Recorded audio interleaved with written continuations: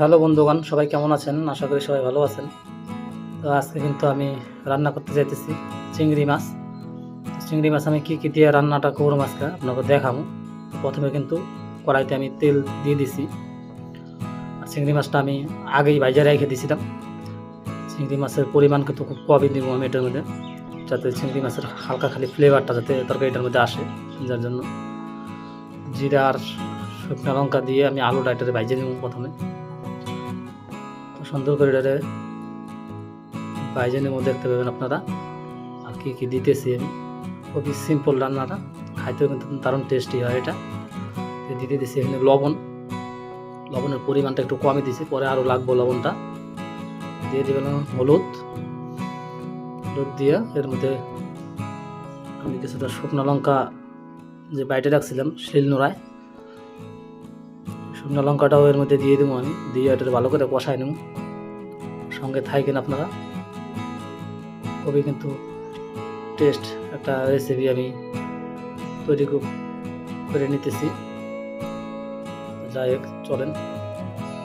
এটা কিন্তু আমার মোটামুটি কষান কিন্তু এটা আমার হয়ে গেছে। এখন আমি দিয়ে দিলাম এটার মধ্যে জলটা দিয়ে এটা ফোটার অপেক্ষায় থাকুন আমি, যতক্ষণ জলটা ফোটা না শুরু হয় ততক্ষণ আমি অন্য কিছু করে নিই। তো আমি এটার মধ্যে দুই রকমের সর্ষে যে আছে, সর্ষে আমি শিলনোড়ার মধ্যে বাইটে নেব। এর মধ্যে দিয়ে দেবো কিছুটা ধনিয়া, জিরা আর তেজপাতা, দিয়ে দেবো একটু লবণ, দিয়ে দেবো হালকা একটু হলুদ, তারপর দিয়ে দেবো দুটা কাঁচা লঙ্কা দুটো দিয়ে এটা আমি ভালো করে পেস্টটা বানাই নিতেছি। সঙ্গে থাকেন আপনারা, ভিডিওটা খুব কিন্তু সময় লাগবে না রান্নাটা করতে, আর একবার দেখলে পরে অবশ্যই শিখে যাবেন জিনিসটা যে কী করে রান্নাটা করতে লাগে। দেখতে পেতেছেন সুন্দর কিন্তু আমার জল ফোটা শুরু হয়ে গেছে। তো এরপরে আমি এর মধ্যে দিয়ে দেবো কিছু লাউয়ের যে ডোগা আছে, লাউয়ের ডোগা দিয়ে দেবো, বরবটি আর দিয়ে দেবো ডাঁটা। তিনটা জিনিস দিয়ে আমি রান্নাটা করুন। এটি দিয়ে রান্না করলে পরে সর্ষের সাথে খুব ভালো সেটিং হয় এই জিনিসটা, যার জন্য আমি এই চারটা জিনিস আমি বাইছে নিয়েছি। তো অবশ্যই ট্রাই করে দেখবেন আপনারা, অবশ্যই আপনার কাছে ভালো লাগবে। লবণ তখন কিন্তু আমি কম দিয়েছিলাম, যার জন্য এখন আর একটু লবণ আমি দিয়ে দিলাম। তো এখন আমি দিয়ে দিচ্ছি এটা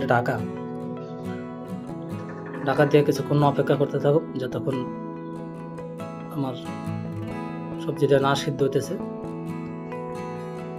তো এবার আমি 5-6 মিনিট পরে আমি ঢাকনাটা সরাই নিয়ে দিছি, সরাই নিয়ে দেখুন যে আলুটা সিদ্ধ হয়েছে কি না।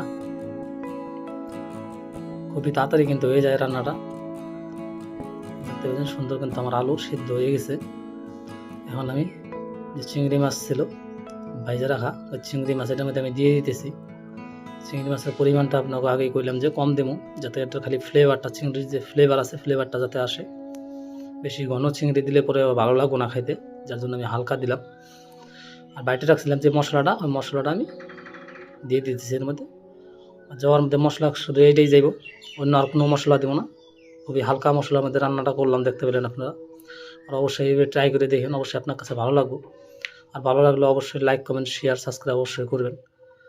তো বন্ধুরা, আজকের জন্য এটুকুই ছিল।